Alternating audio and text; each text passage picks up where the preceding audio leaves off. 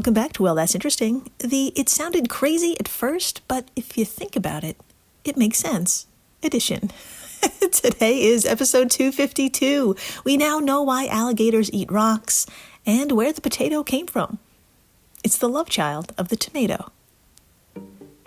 My friends, what can I say other than it's going to be a mouth-watering, delicious day. We're about to cover two topics that will not only leave you amazed, but each can be wrapped up into the perfect factoids you could whip out at a social engagement where you find yourself talking to someone with which you have nothing in common. And by dropping these factoids into a lull in the conversation, it leaves the other person frozen in thought. In that brief pause, you have the glorious opportunity to make a getaway. Thank me later. In the first half of the show, 7 young American alligators. Sounds like a band from the 90s or an A24 feature, but nay, it's a study, and it's better than that. 7 juvenile gators, with the very American scientific name of Alligator mississippiensis, were obtained from the very American named Rockefeller Wildlife Refuge in Louisiana, and were transported by land to Salt Lake City, Utah, which, by the way, has a great factoid of its own. Due to the city's proximity to the Great Salt Lake, it was originally named Great Salt Lake City, but the word great was dropped in 1868. While the exact reason for the name change is not known, it's believed yeeting the great was likely an act of streamlining as the city grew and became more established. And nothing says we're doing great more than getting rid of the word great in your name. Anyway, you know who was really doing great? These 7 gators, who were just adopted into an experiment whose goal was to explain why these creatures have a tendency to swallow rocks. An age-old curiosity and a sighting that can be traced back to indigenous South Americans. Now, believe it or not, gators aren't the only animal with a taste for what's called gastroliths, the badass zoological term for swallowed stones. Birds, for example, are all about them. From chickens to ostriches, crows, parrots to penguins, it's believed they down pebbles as a way to compensate for a lack of teeth. And these stones help grind up food during the digestive process. But even jawed animals snack on rocks occasionally, like our chubmarine seal friends and toothed whales. As to why, theories include the aid in digestion thing, but they may also be a way to obtain minerals, like calcium, or to rid themselves of parasites. So, is that what could be going on here? Or could there be an even simpler explanation, like accidental consumption, which could happen if you're thrashing about with live prey in a river? But maybe, just maybe, there is something more ingenious behind it. As reported by white dude A. von Humboldt's 1852 published work called Personal Narrative of Travels to the Equinocidal Regions of America, the indigenous believe these rocks help calibrate buoyancy. Now that is something. And that's what researchers at the University of Utah wanted to find out. We will learn some more factoids about our new friend Alligator mississippiensis. We will gobble up details of the researchers' experiment, and we will enjoy just how effective these amuse-bouche really are when it comes to swimming. Then after the break, if you don't love potatoes, get the hell out of my house. If you or someone you know shares this sentiment, if you're a food lover or if you just eat food, this is going to blow your mind. 9 million years ago, give or take, a one-night stand led to a true miracle, the birth of what has become the modern potato and all of her splendid varieties. Researchers from the Natural History Museum in London and the Chinese Academy of Agricultural Sciences have finally answered another mind-boggling question. Where the hell did they come from? It's a simple question about a very complicated foodstuffs, as so wonderfully explained by Catherine J. Wu of The Atlantic. Quote, scientists have spent decades puzzling over the potato's origin story in large part because the plant's genetics are a bit of a mess. Ek Han Tan, a plant geneticist at the University of Maine who wasn't involved in the study, told me. Researchers have struggled to piece together the relationships among the 100-plus potato species found in the wild, but they can't even agree on exactly how many even exist.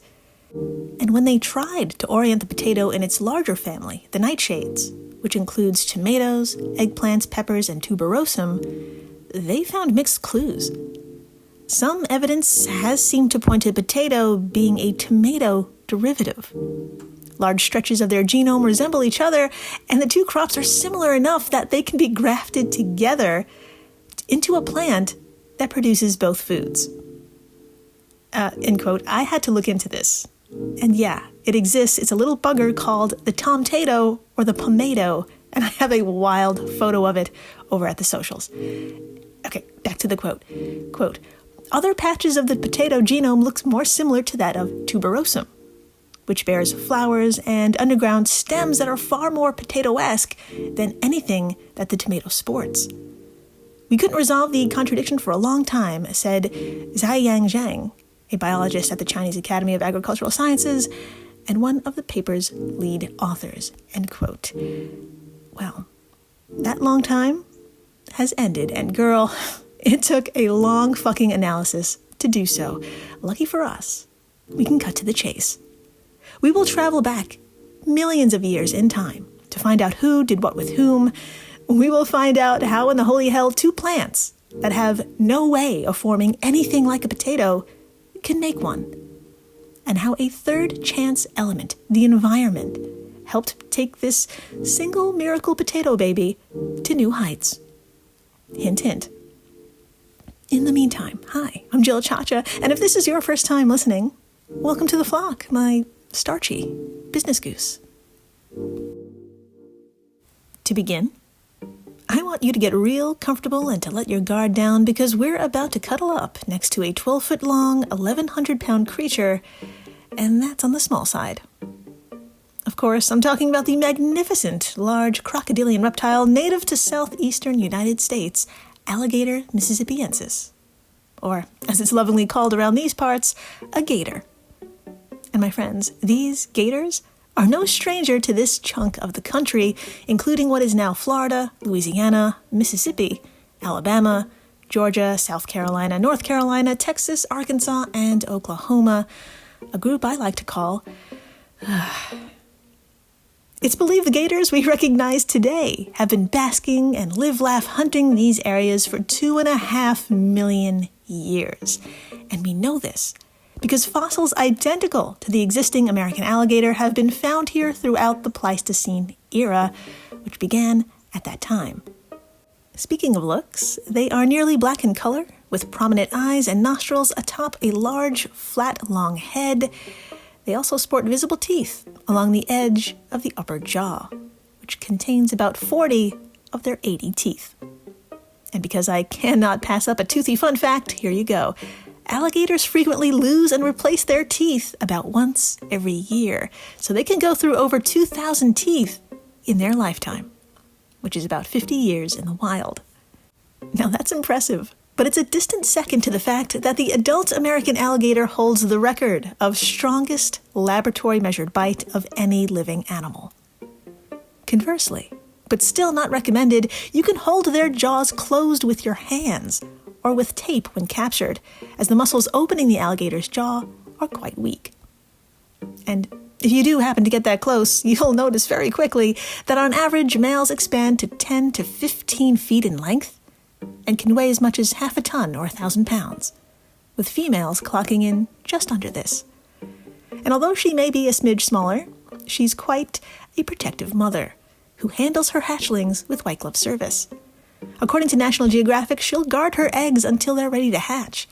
At that point, those tiny, pointy babies start to make high-pitched peep noises. These tiny screams are a signal for Mom to move them to the water nearby, which she does by placing them gently in her mouth, one at a time. Mom then continues to watch over her kids for 2 years until they're ready to support themselves. Which leads us to what at first seems like a peculiar behavior.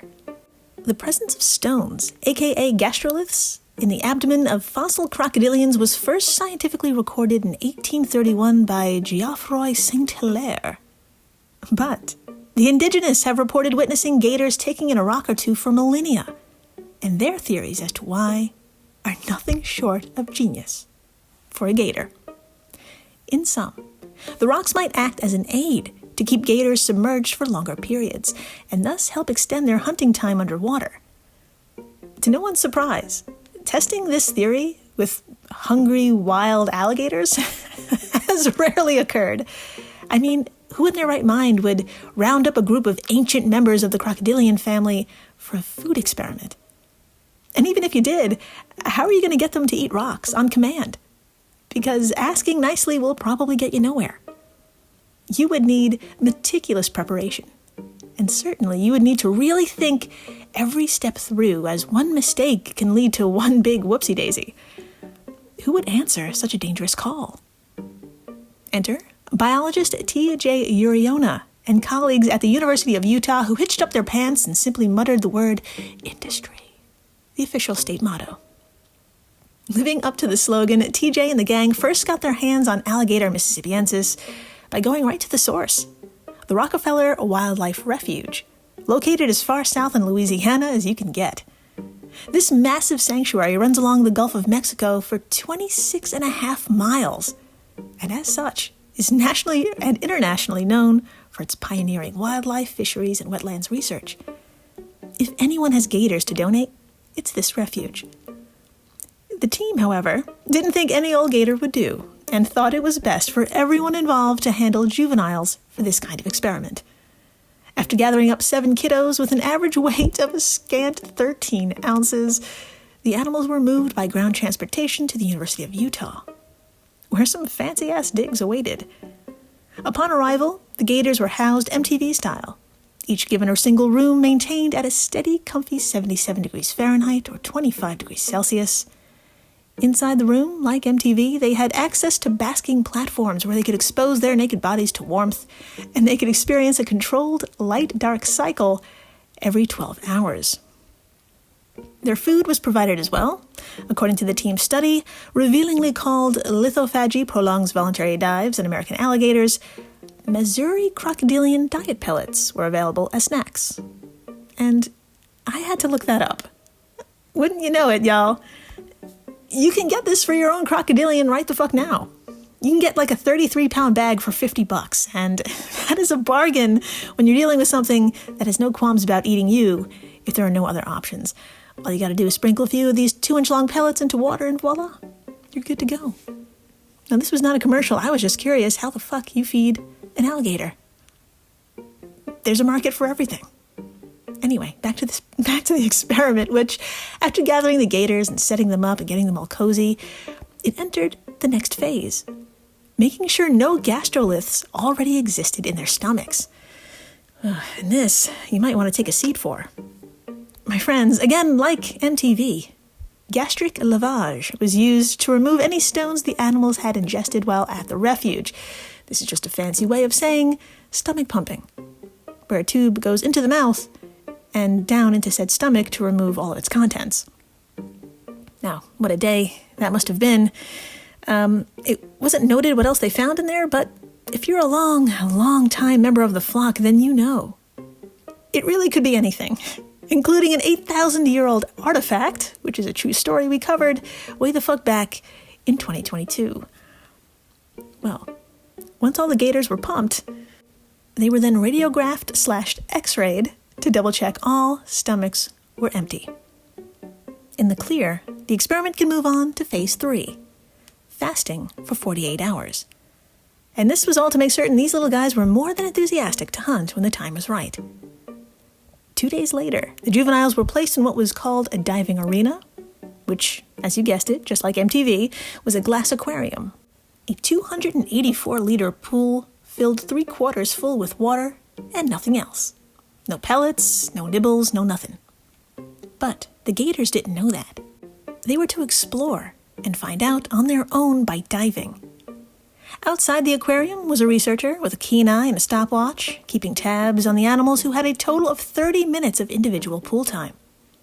Upon release, quote, data collection commenced and continued until 7 dives lasting more than a minute were recorded. This procedure was repeated on 2 separate days until 21 dives had been recorded for each animal, end quote, from the study. So, after all the dives with empty bellies were recorded and in the books, the gators were sent back to their rooms and their basking rocks. But that's not all. This time, each gator had a little surprise on their metaphoric pillow. TJ and the gang gifted each gator a number of gastroliths, granite stones no bigger than 10 millimeters or half an inch in diameter, and weighing 2.5% of each gator's body mass. AKA, they all received custom gastroliths, which is not too shabby. By morning, 4 of the gators ate their granite stones, but only 3 took partial bites of each. For this kind of experiment, that is bad news to the researchers. For you see, the goal here was to compare and contrast how long the gators dove after consuming rocks. To get to phase 4, all participants needed gastroliths in their stomachs, which means the researchers now had to get hands-on. And they did so with an abundance of caution. As so explained by their word choice, quote, "For the 3 animals that consumed only a portion of the stones, the remaining were gently placed in the back of the mouth along with approximately 1 cc of water, and the ventral or underside of the throat was lightly stroked to stimulate swallowing." End quote. Can you imagine if that was your day? Convincing an alligator, even a small one, to swallow something and to walk away with as few injuries as possible. No. Giving a dog something to swallow was a pain in the ass, let alone a wild animal with 80 teeth. In the end, it fucking worked. All 7 gators had their fill, and the show went on. Back to the pool they went, and once again, that researcher with the stopwatch had their time to shine. So, after 30 minutes of splish-splashing and all the clickety-clack calculations were made, what did the team find? Drumroll, please. Thank you in the back. Without rocks, the alligators could stay submerged for an average of 6 minutes. However, after swallowing gastroliths, the average dive time was around 11 minutes. On average, nearly double. So yes, the gators were able to stay down longer using stones as a tool. As Jake Buehler of Science Magazine so wonderfully explained, researchers think the stones work like a scuba diver's weight belt, allowing the gator to stay deep under the surface even when their lungs are full of air and acting as a balloon. This gives them the ability to both retain oxygen and dive with abandon. When comparing the maximum dive without a stone to the maximum dive with a stone, the difference is staggering. You can really see the impact. The longest empty stomach dive recorded from all the alligators was about 14.7 minutes. And that's pretty good, I gotta say. But the dive with gastroliths went on for a whopping 35.4 minutes. That's more than half an hour, y'all. Underwater. For these animals to create the same impact as a rock that's a mere 2.5% of their body weight, they'd have to increase lung volume by 14.6 milliliters, which is basically an increase in lung volume of about 36%. That is crazy. Who has time for that? Or the room? Clearly, the way around this problem is to eat a rock. Duh. After the break, we're leaving granite stones for tuberous goodness. We're about to fill our bellies with equal amounts of delicious potatoes and knowledge. Stay tuned. ABC Wednesdays. Shifting Gears is back. He has arisen. Tim Allen and Kat Dennings return in television's #1 new comedy. What? With a star-studded premiere including Jenna Elfman, Nancy Travis, and Hey, buddy. a big home improvement reunion. Welcome. Oh, boy. That guy's a tool. Shifting Gears. New Wednesdays, 8/7 Central on ABC and stream on Hulu. This episode is brought to you by Nespresso and Samra Origins by the Weekend Coffee Collection. Introducing Samra Origins. My collaboration with Nespresso is a connection to my roots, to my mother, Samra. Coffee that hits the right notes. It transports you. Crafted with unique notes and bold, soaring flavors. Experience a taste that moves you. Nespresso and Samra Origins. Discover more at Nespresso.com. And we're back. We are so back. And my friends, Sometime between 7,000 and 10,000 years ago, somewhere in present-day southern Peru or extreme northwestern Bolivia, a hungry, curious human spotted a small lavender-colored flower and followed its thin green stem to the soil. Perhaps they were knowledgeable enough to know that many a plant species who flower produce something edible. You just had to find it. So they dug and dug and dug until just above the root, attached to some lengthy stems, this hungry, curious human hit pay dirt. No pun intended. They came across a bulbous shape that coincidentally looked very much like a stone, but to the touch, the outer layer was smooth, like skin. And like skin, when pressing a fingernail into it, it dented just a bit. Well, if a fingernail could do that, imagine a tooth. So with a bite, there flowed water, starch, carbs, and flavor. Our human just discovered a potato. Today, right the fuck now, after millennia and millennia of selective breeding, there are 4,000 to 5,000 varieties of potato. The world just cannot get enough, especially Northern and Eastern Europe, where per capita production is still the highest in the world. So, how did it get there from the mountains of South America? You guessed it, colonization. After the Spanish devastated the Inca Empire, whose territory included Peru, they introduced the potato to Europe in the late 1500s, and then they made a different kind of killing. After a scant 200 years of growing the potato abroad, this magical produce was one of the reasons for the European population boom of the 1800s. And it's no fucking surprise. According to the aptly named website potatogoodness.com, a medium potato of about 5 ounces contains 2 grams of fiber in that skin we talked about. You could also find 620 milligrams of potassium and 27 milligrams of vitamin C. The potato itself also has 1.1 milligrams of iron per serving, which is about 6% of the daily value recommended, and more than half the amount found in a 3-ounce beef patty. As for protein, girl, potatoes got that too, 3 grams per serving. So have you thanked a potato lately? You have the chance. In the United States, more than 200 varieties are sold, and each of these varieties fit into one of 7 categories: russet, red, white, yellow, blue/purple, fingerling, and petite. If you showed a potato to anyone in the world anywhere, there's a near 100% certainty they could identify it. Despite this popularity, though, the genetic origins of the potato were a complete mystery. But there were some clues. For example, above ground, modern potato plants closely resemble the subgroup of a South American species called tuberosum.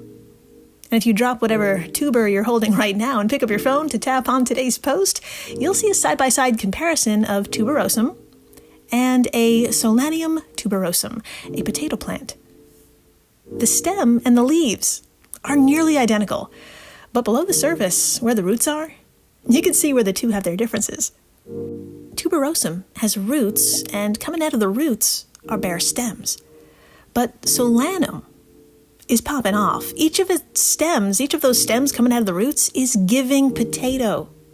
Literally, in this one photo alone, from this one plant alone, there are 18 potatoes, or tubers. Quote, the swollen underground organs that store water and nutrients, which humans eat, end quote, from Sarsha Parr of Life Science.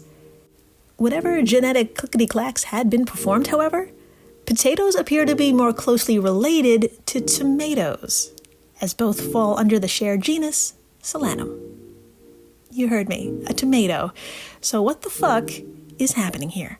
If the potato branched off and evolved directly from either of these, that's curly-fried crazy. Luckily, it's the kind of crazy that makes geneticists salivate, like Sandra Knapp, a research botanist at the Natural History Museum in London, and Ziyang Zhang, a researcher at the Chinese Academy of Agricultural Sciences, and Sanwen Huang, a professor of agricultural genomics at the same academy. Everything I said was very difficult. I just want you to know. Thank you for the round of applause in the back. Thank you. I appreciate it. Moving on. Using advanced genome sequencing tools that were not previously available, they hitched up their pants and said, today is the fucking day. The potato's origin story will be told. And like a Marvel origin story, it took way longer than expected. But don't worry, I'll cut to the chase. Between 13 and 14 million years ago, tuberosum and the tomato split from a common ancestor. For the next 5 million years or so, they evolved independently, becoming their own species and forming their identifiable outward characteristics. However, some things on the inside didn't change, enough to where they were still close as a species to cross-pollinate. My friends, the team analyzed the genomes of a total of 128 cultivated potatoes, wild potatoes, tomato, and tuberosum plants, constructing over 3,000 family trees to illustrate the genetic relationship, and what they found blew them away. As reported by Sasha Parr of Live Science, quote, the analysis revealed mosaic-like genetic patterns in the potato that represented an even mix of DNA inherited from both tomato and tuberosum, dating the origin of potatoes to an interbreeding event between the two lineages between 8 and 9 million years ago. End quote. So, my equally nutritious business goose, the potato didn't branch off and evolve on its own. It's a love child. Specifically, it received distinctive genes that on their own can't form a potato, but when they combined, they totally can. Fucking get this. The team identified the gene SP6A, a gene from the tomato, but evolved in potatoes to provide instructions on when to make tubers. The gene IT1 came from tuberosum, which provides scaffolding and controls the growth of these tubers. It is a goddamn miracle if I ever saw one, but you know what? The miracle didn't stop there. At the same time, the Andes Mountains were undergoing rapid uplift, thrusting all sorts of plants without a nutritious tube or reservoir thousands of feet into the atmosphere. The newly formed potato plant was totally ready for the harsh elements. The potato thrived and multiplied where many other plants could not, including tuberosum and tomato plants themselves. So, when you see a tomato at Trader Joe's or Whole Foods later, or maybe at the farmer's market, just stop in your tracks. Make eye contact with the tomato and say thank you. Trust me, you're not the only weirdo in there, so it'll be fine. And thank you for listening, rating, subscribing, telling your friends why alligators eat rocks. It's so like they wear it like a scuba diver's belt. It's so smart. And if your friends are not impressed, get up and leave the table. Or just walk away if you're standing somewhere. And then when they run after you and they beg for your forgiveness, turn around and say, you know what? You know where the potato came from? And a bulbous thanks to the folks over at Airwave Media, the podcast network to which WTI belongs. If you love this show, and you do, you love the other podcasts in this family. And please, stay interesting.